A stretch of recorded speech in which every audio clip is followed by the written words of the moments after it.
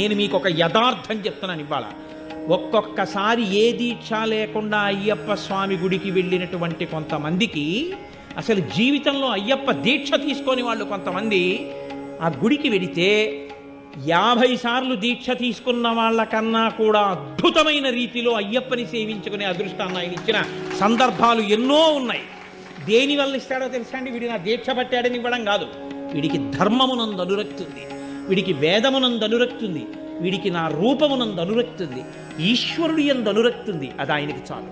నీవు విష్ణు భక్తుడవైనా అయ్యప్ప భక్తుడవే, శివభక్తుడవైనా అయ్యప్ప భక్తుడవే, శాక్తేయుడవైనా అయ్యప్ప భక్తుడవే.